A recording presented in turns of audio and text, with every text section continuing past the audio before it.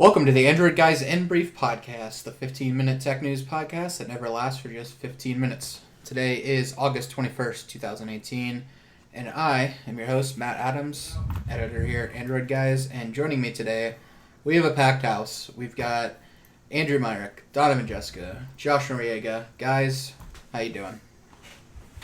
Yo. Doing pretty good, man. How about you? Can't complain. Andrew, how are you doing? Just fine. It's a bit of a special episode today. Today is Josh's first episode. Josh, welcome to the podcast.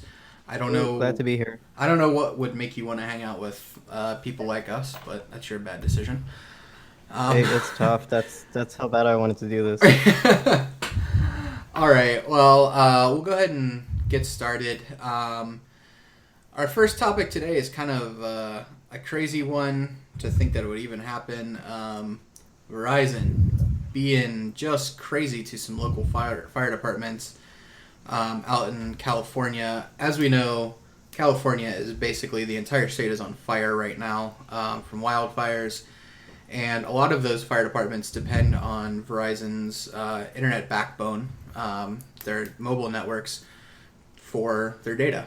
A lot of coordinating is done now over the internet, and this one particular fire department, the Santa Clara Fire Department, used Verizon, and they had a $37-ish plan every month. Well, they're out there fighting these fires, and Verizon decides to impose some speed limitations because they've reached their data cap. And as anyone knows who's been limited with their speed, anyone who's been throttled knows it's incredibly slow. It's like using 2G when you're used to 4G. It's about a hundredth of the speed. So Santa Clara Fire Department has filed suit against Verizon for throttling them. They said that they should have been able to use their current plan. When they called in to try to get it fixed, they were quoted a $39 plan that they would still have to pay per gig after they reached a certain limit, but at least they'd be able to use their service. Turns out that they ended up getting charged $100 a month, and it still wasn't an unlimited plan. The Santa Clara Fire Chief, Anthony Bowden, wrote that the county fire has experienced throttling by its ISP, Verizon. This throttling had a significant impact on our ability to provide emergency services. Verizon imposed these limitations despite being informed that throttling was actively impeding county fire's ability to provide crisis response and emergency services.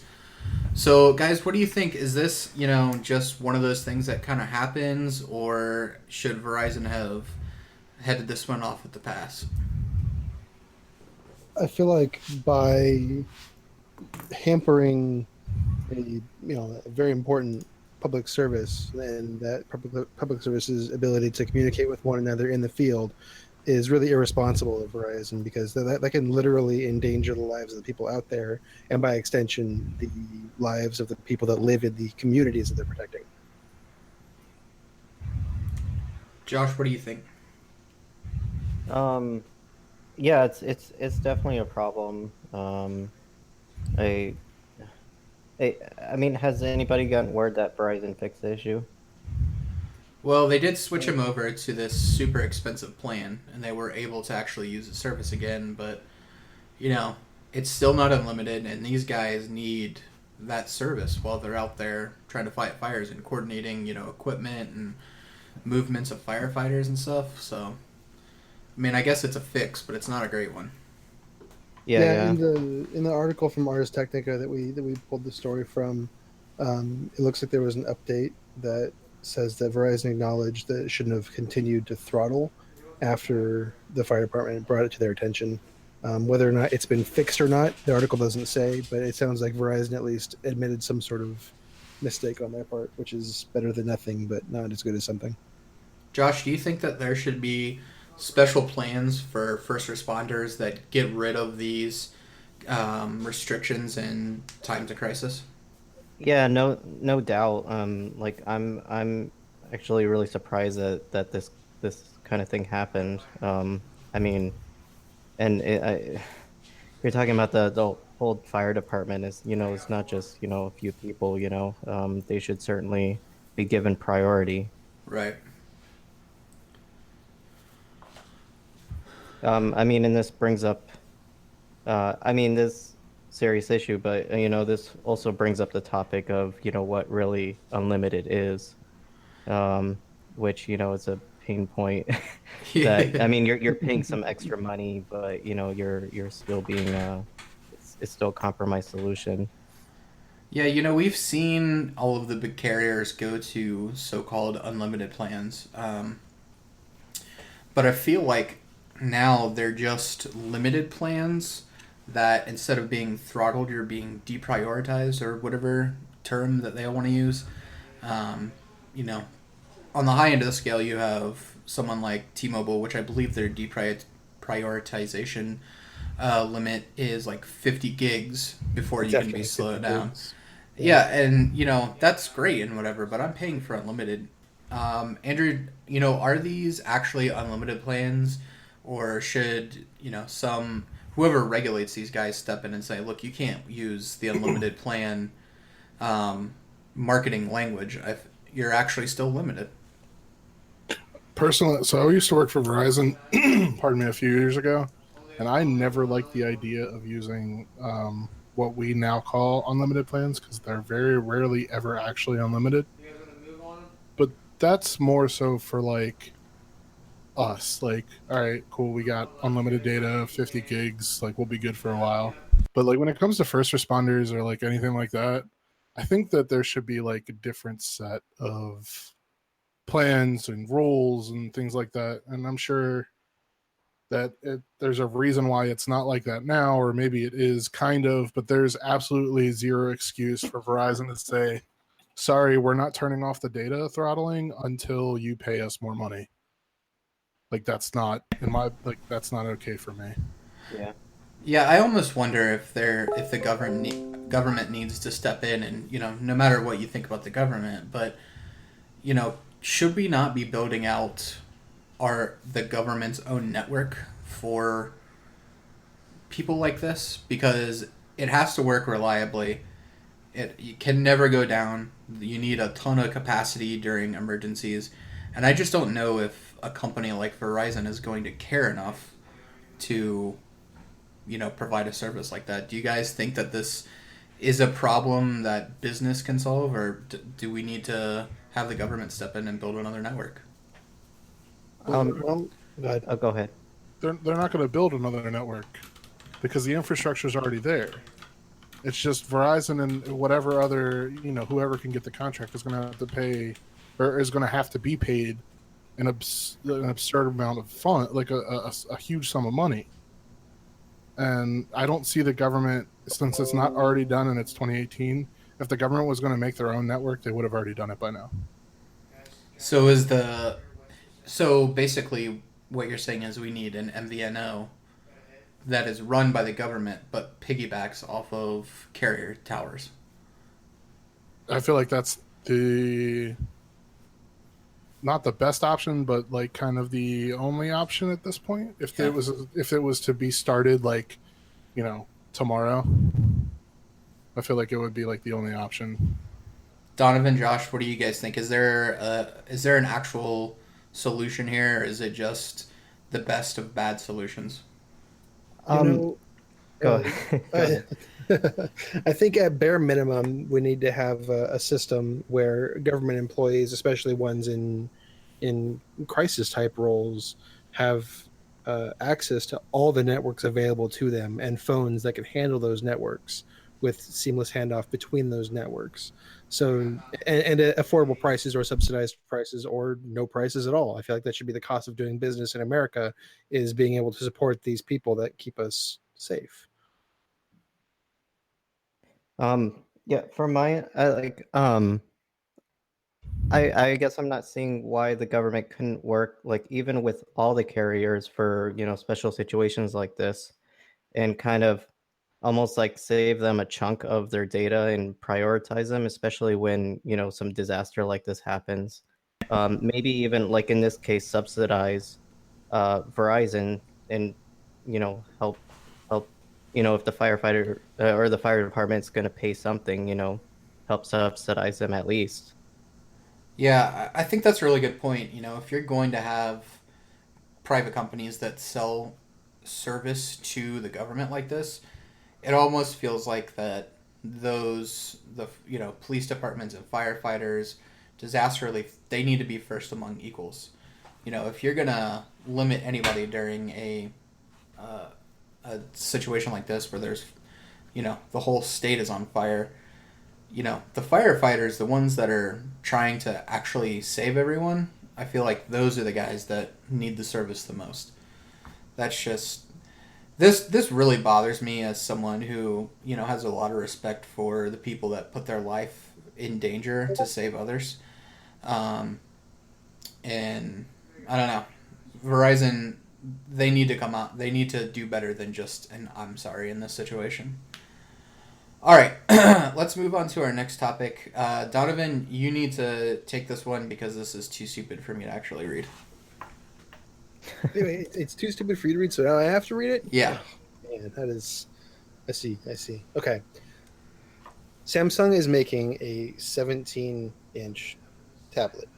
Again, Okay. I said it. That's the best I can do. they're making it again. Again, yes. Well, it was yeah. an 18.5-inch tablet before. So an inch smaller. Yeah, and as we know, 17 inches is really the upper limit of what you can do for a tablet. 18, no. 17, perfect.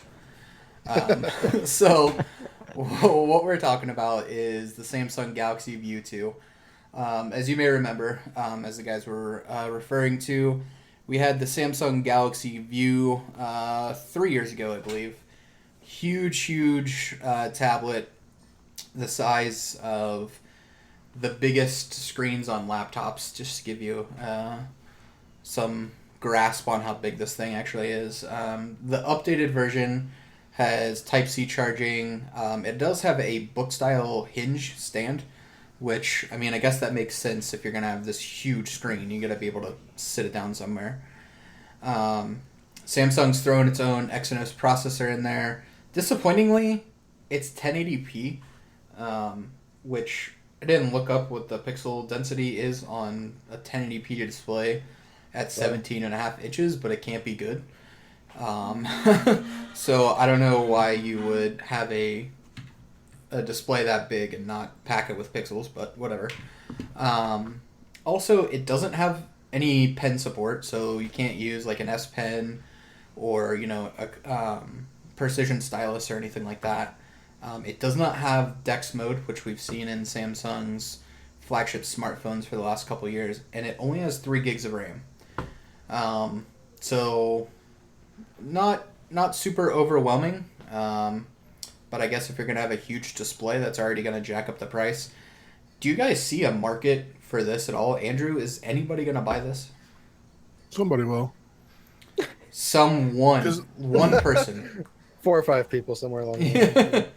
Well, I mean, the crazy thing to me is that this people the people who make these products apparently seem to think there is a market for it, because we're seeing products from Amazon, from Google, from literally all the major players that are like bringing out these quote unquote smart displays that don't really seem to do anything of value. I don't know.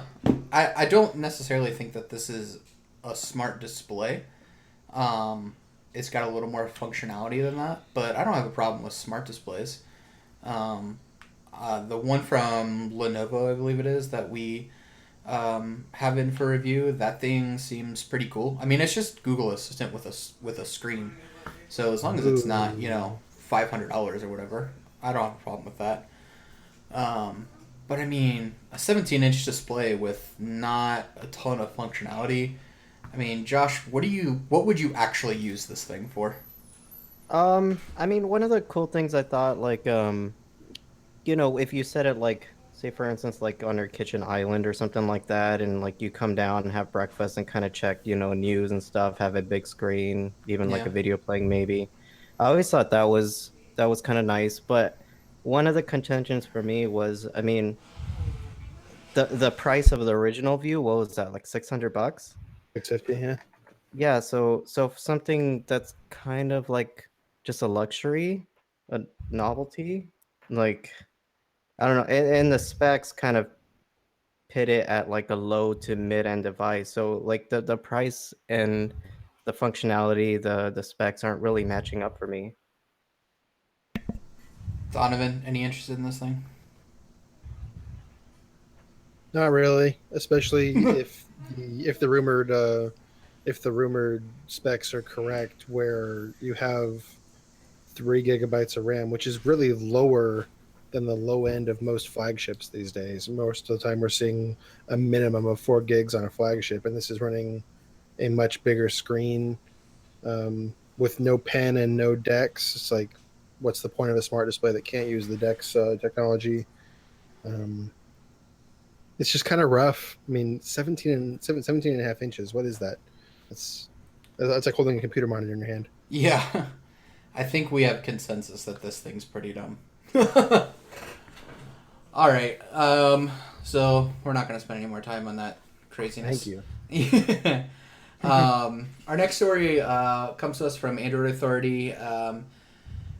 It looks like Google is rolling out new functionality for Google Assistant. And we've had something kind of like this previously, but now Google Assistant is going to feed you good news when you ask it to.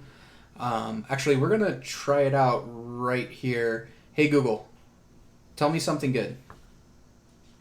Check out this story from BBC. The voluntary donation of data for medical research is on the rise. Apps enable thousands of volunteers to share their health data, which is giving scientists new research leads on arthritis and Parkinson's disease.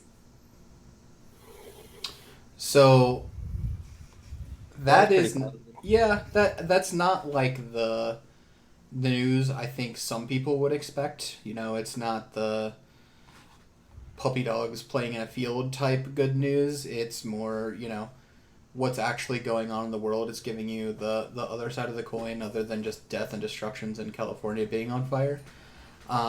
So there are some people that don't necessarily love this feature, but I think it's a cool little call out that Google can, you know, give you something positive. Josh, do you think that this is anything to get excited about, or is this just Google throwing another little curveball at us? I think it's like I guess if you're really checking news like consistently throughout the day, it would be nice. Because a lot of the times we see like breaking news like this fire thing that's going on, for instance, or whatnot, and it's and that can be like all the kind of stuff you see, and this kind of deviates from it and gives you other things that you may not have caught, and positive things. So the whole point behind it is to kind of um give you some good news, something to be happy about, not just all this crap going on. So I mean I think it's nice. It's nothing like critical, but it enhances um it's it enhances what Google's offering. yeah. Yeah, I agree with you. Do any of you guys listen to the news through Google Assistant? Show of Nope. hands? No. I'm more of a reader personally than a listener. Yeah, I don't know if there's enough of a base here for anyone really to get excited about this, because even people who I know that are huge Google Assistant fans, they're not really listening to news. You know, sometimes in the morning just to get caught up on headlines, but I don't really know anybody that the first thing they do is grab their phone in the morning and start catching up on headlines and news and text messages. Like, it seems to be everyone's ritual now. So I don't know. Anybody gonna use this? I feel like there is an interesting concept, and it's kind of cute. I mean, when you have news, all over about a war and fires and political corruption and things like that, sometimes you want an escape from that. And I feel like Google's idea for that is really cool. So, just a simple command, show me something good, but the results that are getting spit out are not cute puppies and kitty cat videos. They're just interesting tidbits that may benefit humanity at some point, sometime, somewhere. I So feel like do you like what it's doing now, or do you see that it's just a problem of aggregation? aggregation is the definitely the problem right now. I think when people say, "Hey Google, tell me something good," they want to see a video of a cat wearing a bonnet or something, or they want to Yeah, see those stories that are so popular of students parents buying teachers a car so they can get to and from their right. school. They want to get those real feel good stories that really pull at the heartstrings. They don't want to hear about some healthcare company collecting consumers' data under the guise of it being beneficial for someone. Fair enough. Well, that's a really good point. Like, what somebody may want to hear, is different from another person. It would be nice if Google throws in a setting for things maybe you would want to hear. I mean, maybe people do want to hear like positive news. Maybe some people just prefer to hear jokes or something like that. True. Yeah, I wonder how powerful they're actually going to make this because Donovan and I were talking earlier when we were getting the podcast ready, and I went through a couple times of asking Google, to tell me some positive news, and I actually got that exact same BBC story that we just got. So I'm wondering how big that pool is, and if Google is ever actually going to give us tools to make that pool bigger or narrow it down to. I mean, hey, maybe I want some happy tech news, or I want happy news of someone set a record in sports. Maybe I want those specific things. So I think this is something with a little bit of potential, but I don't know if it's quite ready for prime time.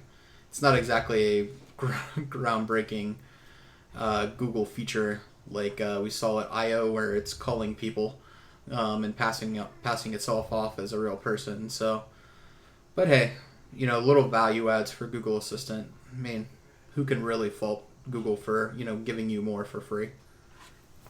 Very true. All right, now for my favorite story of the day, and I have a feeling that at least Donovan and Andrew are going to be excited about this. OnePlus is finally coming to the U.S. Shore store. I don't know. I quit. So it's rumored to be coming to T-Mobile. We saw the OnePlus 6 release a couple months ago, and OnePlus releases two phones a year. They release a base model, and then or later in the year they release the T model because Apple's doing the S model, so you got to do T. It's one better, right? So we'll see the OnePlus 6T come out later this year. They've not been coy about that, but the cool new interesting news is that they're going to team up with T-Mobile for their first time being sold in a store here in the United States. As of right now, they're only online. They've built a cult following, but we're getting news from CNET and a couple other sources that a carrier-specific version of the OnePlus 6T will be sold through T-Mobile. T-Mobile or OnePlus will also sell its regular 6T unlocked international version, but this special version that's sold through T-Mobile is going to take advantage of T-Mobile's 600 megahertz extended range LTE, and this is really that band that T-Mobile's been rolling out in rural areas to try to help people get better service away from the cities. I'm a big fan of OnePlus, so I don't see any issues here. Donovan, I know you're a OnePlus 6 owner like I am. Are you running to T-Mobile to pick up your OnePlus 6T in a couple months? If T-Mobile has a deal that makes OnePlus even cheaper than it already is, I'm there. I mean, T-Mobile's my carrier. It's my carrier of choice. OnePlus is my phone of choice. So if they make it easier to get and give me a benefit for doing so, of course. Is that 600 megahertz network support a big enough benefit for you? Yeah, I mean, I live in a metro area in California, which is luckily not on fire. Um, but I think it's already rolled out to my area, and it should roll out even farther. So it should benefit me in terms of the higher end 4G speeds. Um, Probably not 5G because T-Mobile's plan doesn't even start until 2019, I think. Yeesh. Um, yeah. Andrew, what's this mean for the future of OnePlus as a company? As long as everything goes through, it could mean big things. I don't know if we'll see carrier support from others. Obviously, I'm holding out hope that we'll see CDMA at some point in time, Nope. but I'm probably Not going to gonna happen. die of um, not being able to breathe because that's probably not going to happen. But it would be cool to see OnePlus finally make it. I mean, this is the 6T. What is this, like their eighth phone? Something like that. Sounds about right. Finally get some carrier support. I mean, if ZTE can get carrier support, there's no reason that OnePlus can't. Because in my opinion, the ZTE phones just aren't that great at all. Even their quote No, unquote flagships aren't. the main reason that ZTE has been able to penetrate markets like this, where Huawei hasn't, security concerns aside, is that when they sell a phone on a carrier, it is that carrier's branded phone. So you'd That's see something true. like the Verizon Blade rather than seeing like the ZTE Blade. They give over their branding rights. So really, no one knows that ZTE exists outside of phone enthusiasts, and people have been using their devices for years. Hey man, the ZTE Axon M is on AT&T without any AT&T branding. Ooh. That two display phone. And if you want a phone with a huge notch or a huge bend in the middle of it, that's the phone for you. I actually went to that event and that was interesting. Yeah, I'm not sure if I could get used to that. um, Josh, do you think that this is the start of something big for OnePlus, or is it just going to peter out because they don't have the name recognition? No, no, I think so. I mean, with GSM carriers, like T-Mobile or AT&T, there's plenty of a base there that knows you can bring unlocked phones over. So I think this is the right move. Um, I'm personally I'm a T-Mobile user, so I'm personally excited about it. I mean, I technically gravitate towards the big guys. Like I have my Note 9 coming, but it is kind of a relief, as the prices are going up. So the Note 9 is like $1,000, and this is almost like half the price. So, I'm starting to get that frustration right now, and I would totally jump on the 60. That's a great point and something that I wanted to talk about too. You have all of these companies that are trending upwards with their prices. iPhones are more expensive than they've ever been. Samsung phones are more expensive than they've ever been. LG is more expensive than they've ever been. And now you have this company who makes phones that are just as good as those phones hardware wise. They have the same internals or better, and they're coming in at half the price. That has to do something to the market, right? I mean, if OnePlus goes into T-Mobile and sells 4 or 5 million phones, those big guys have to pay attention to that, don't they? No. Come on, They're like, really? I get what I want. There's one other big guy. Like, all right, US Cellular maybe. What would be really awesome is if they got in with T-Mobile and then came through Project Fi somehow. I would probably lose my mind. That would be cool. I I don't might, think that would happen. I might But, change the Project Five for that actually, if I could get that. but that's like because you say the big guys, and the big guys are T-Mobile and No, by big AT&T. guys I mean like Samsung, Oh, LG, HT. Well, HTC doesn't matter anymore, but you get what I'm saying. yes, they do. No, they don't. In my heart, they do. we I will want forever love the HTC One M7. That we will always want be my phone. HTC to matter, but that doesn't. Wishing doesn't make it so. I heart HTC. No one who loves Android doesn't love HTC just for who they used to be, but The dream. no. All right. I want to digress a little about like the stick. So the 5T last year was the first time we saw like a upgraded version of the base flagship.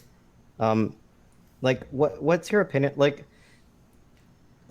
my opinion is like why would you get the 6 when you know the 60's coming like a couple months later? Like should they just drop one of them and just you guys know what I'm saying? Yeah. Yeah, Matt and Donovan. What should you guys do, Matt and Donovan? Well, You sell your 6 and buy the 6T. I don't see a problem here. I get what you're saying, Josh, but by that logic, why would you buy the 6T when you can wait for the 7? Why would you buy the 7 when you can wait for the 7T? Has it been 6 months It, already? It's just a few months apart though. It's six, like but yeah, I 6 mean, months, yeah. it but I guess what I'm trying to say is if you have a 6, you're probably not going to get a 6T, you're probably going to get the 7. And if you have a 6T, you're probably not going to get the 7, you're going to get the 7T. I'm definitely getting the 6T. Yeah, I'm The not seven. surprised. The seven. I mean, if it comes out and it has water resistance, wireless charging, which it probably won't, that's an instant sell for me right there. I I'm excited to see it. I might actually just have to bite the bullet and figure out how to switch. I mean, if it comes out, so for people who may not know, OnePlus and Oppo are sister companies, and usually OnePlus uses the design of Oppo phones. And we recently saw the Oppo R, was it 15 or 17? 17. 17.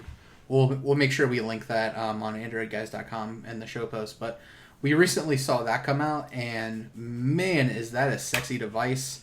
If you're going to have a notch, that thing did it right. Well, kind of like the Essential phone, which leads us to our next topic. Ugh, Essential. I wanted to love you so much, Essential. I thought you did. We'll get into that here in a second. So, Essential basically is trying to fire sale all of their phones at this point. We saw on Prime Day that the phone dropped to $250, which was like everyone was talking. Oh my god, this is an amazing deal. Well, the other day, this Essential phone went down to $224 on Amazon, and it's since come back up, but it kind of makes you wonder what is going on with Essential. We've seen rumors that the founder wants to sell the company, even though it's supposedly $1 billion company. They've canceled their next phone. Guys, what does this fire sale tell you about what's going on with Essential? Okay, so before we talk about the fire sale, like for those that don't know, the Essential phone was originally sold overpriced. It was like $800 or $900, $700, something like that. Yeah. And then it was like permanently price dropped. And ever since it was permanently price dropped, every like month or so, they go on sale. Now, it's never been on sale for as cheap as it was at 224, and I think as this writing it's at like 310. But Which is still an awesome price. it is, but it's like okay, well because it's got the 835, a Snapdragon 835 in it, 4 gigs of RAM. Like it's not flagship material any like in 2018. I'm sure it runs like it because it has Android Pie and all, but It's still better than any phone you can buy for $300 right now. it hands even better than like the Moto G series. Yeah. But like I don't look at it as like a bad thing that Essential's trying to get rid of stock because it's just like a temporary fire sale. I think the 224 price was just for a few hours and then it went back up. But I don't necessarily think that's a terrible thing for Essential. I think the report of Andy Rubin trying to sell the company is still a terrible thing for Essential. Donovan. Now, the problem with the Essential is no matter what price you buy it at, you're always taking a risk that at any point in time, Essential will stop supporting the device because Essential itself will cease to exist. Um, Essential has been kind of on the selling block for like a couple months now, right? So we're not sure if one, if they're going to continue to be a company, two, if the company is bought out, the company that buys it will continue to support the old phone or only move forward with new phones. It's kind of a gamble. Regardless of what price you get it at, it's going to be some sort of risk, and that's why it's so low. Josh, you reviewed the Essential phone a little bit ago I believe when it got Android Oreo. Is that correct? Yeah, 8.1. Yeah. So Do you think that's a phone that if you picked it up now can last you a year or 2 years, even if it doesn't get any software updates like Donovan's talking about? I think so. I mean, for that price it was at, even the price it is now, like what, 300. Yeah. I think so. Like, yeah, you guys are right. There is a risk to it, but at a lower price, a lot of people, like, I would be willing to eat that risk if I was on a, really on a strict budget. And having reviewed the phone and spending time with it, I didn't see any indication, like it didn't get slower over time, and it wasn't a buggy experience. I don't there wasn't any indication that told me that it wasn't gonna stand the test of time. So my problem with the Essential phone has always been twofold. One, the notch.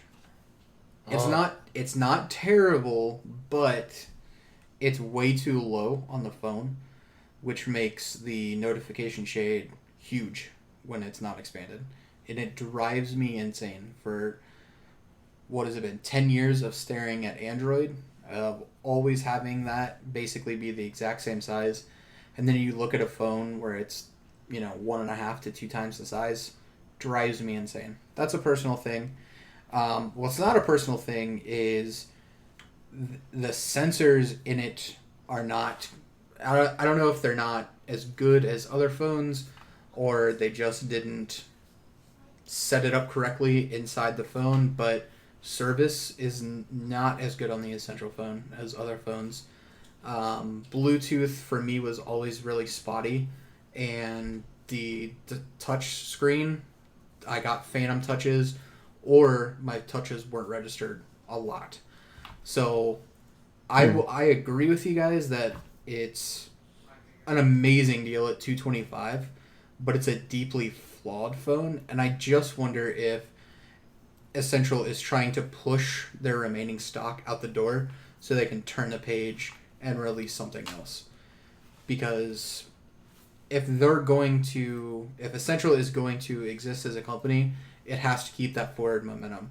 And it's not momentum by just selling phones for slightly more than you paid to build them.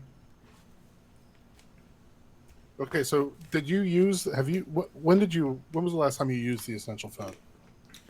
It was early this year, January or February. It was Okay. no, that's actually wrong. Um, it was after it got 8.1.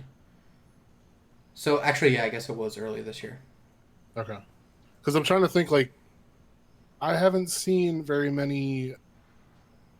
I have seen some, but not very many reports of people saying, people in our line of work, so to speak, saying that it's laggy and touch stuff. I did see that in the beginning, but I haven't seen it because there were a lot of bugs on the Sure. Essential phone when it first came out. But I feel like they've done a fantastic job, at least trying to fix it. I agree with you. It Like did get they released Android Pie like an hour after Google yeah, did, which and is that insane for me. and that's definitely one of the reasons to pick that phone up because even if Essential goes away, there's such an awesome community of developers around that it's going to get updated. But while Essential is around, you're getting monthly updates. You're getting same day. I mean, they're not going to promise this for future, just in case they can't deliver on it. But you got a same day Pi update. I mean, that's impressive. Going back to like the stuff I was talking about, I agree. They have released some updates that definitely helped, but you can only do so much with inferior hardware, and the screen is just not great compared to other phones out there. Looking at it, touch register, all that kind of stuff. And I don't know if it's the ceramic casing of the phone that hurts it, but it you can only say so many times like these are the problems before people stop listening. It's established that these are issues, so why keep saying it? Yeah, I got Yeah. you. Now, when you talk about the what with the sensors being suboptimal, Hmm. they are a generation old. I mean, it's got an 830 Snapdragon 835 rather than an 845. which, if I recall, only supports up to 4.3 Bluetooth compared to most phones these days having a 5.0 Bluetooth. I'm Nope. not even talking comparing it to phones in 2018. I mean for when it even came out. So when it Right. came out, it was kind of a train wreck, and it's gotten better since then, but it's still not where it should be. Right. The physical sensors that are in the phone though are attached to the Snapdragon system on chip. Oh, So gotcha. I see what they you're saying. should all be the same components, but you may have something with like the layout of the phone along with the Yeah. materials of the phone. Yeah, I just wonder, we see antenna bands on phones all the time, and I don't know exactly how it works with ceramic, but I just wonder if there's something in that casing that's hurting it. Or, I mean, because if you would assume that if it's something else, that's something that they would have fixed in a hardware revision, and I've never heard them talk about that. So I just assume that it's still an issue, and I've seen people on Reddit or Twitter still complain about this issue. So I can't sit here and say don't pick one up because of it, because at $300 it's still an amazing deal. It's better than any mid tier phone that you're gonna pick up, but you are gonna have some issues with it in my opinion. As with all Um, phones. Yeah, very true. yeah, I think like the launch kind of hurt it. I mean, at seven Oh hundred yeah. bucks, I mean, and compared to the competition, I mean, it had no chance really. I think at like 500 maybe. Um, but then you would pit it against a OnePlus phone, which has already had a few iterations by that point. So yeah, that's tough. Yeah, someone brought up the other day, and Andrew, this might have been you. OnePlus really misjudged where they were in the market because they came in and expected to compete with LG and Samsung, and really they should have been trying to compete with OnePlus and Huawei and Honor, those type companies. Do you guys think if they come out with a second essential phone or PH2, whatever they're going to call it, um, at that 500-ish dollar price point, that they could continue on as a company, or is it kind of just done for them at this point? They drive the point home that their phone is $500 or less, then I think they could compete with OnePlus and maybe Motorola, but I don't. They can't do anything with the big boys. Agreed. With their lack of exposure and the lack of their founding visionary was one of the Google guys, right? Andy Rubin. Yeah, Andy Rubin Yeah, was one of the creators of Android. yeah, and he's not there anymore. Yeah, So he is. He's back now. oh, he is back now. Yeah, he took some time away. He got caught up in the Me Too uh, movement. Mm-hmm. There was some rumors, so he took some time away, but he's back, and there's been some rumors about him trying to sell the company. But as far as we know, that is not moved forward at all, and he is still there leading the ship. Yeah, I mean, I feel like trying to compete with Samsung in particular at this point is a lost cause. I feel like LG is a little more vulnerable than Samsung is, um, but you really have to have a sub $800 phone, maybe even sub $700 phone with great specs to really make a dent in the market. All right. Well, that'll do it for today. Thank you for joining us. If you like what you heard here today, please consider subscribing to Android Guys. We're on Google Play Music, iTunes, Pocket Casts, or pretty much anywhere you can find podcasts. Also, be sure to head over to AndroidGuys.com and click on the link for this podcast. Not only do we post the sources for all of our stories, so you can do some additional reading, but you can find out some more information about our sponsor, Blue Microphones. All of us today are using Blue microphones, and if you like how we sounded, you should definitely pick one up for yourself. And in fact, if you head over to AndroidGuys.com and click on the link for this podcast, you can get a 20% discount code. These things are a steal at the price that they're asking for them. 20% off, fantastic. We absolutely love our Blue microphones, and we are not alone. Blue is an award-winning company and the driving force behind professional musicians, internet creators, and countless elite gaming teams and Twitch streamers. Their Blue Yeti USB mic, which is what we're using right now, is the internet's most popular microphone. So we definitely recommend you check them out. Even if they weren't our sponsor, we'd still give them the same recommendation. For Andrew, Donovan, and Josh, I'm Matt Adams. Thanks for joining us, and we will see you next time.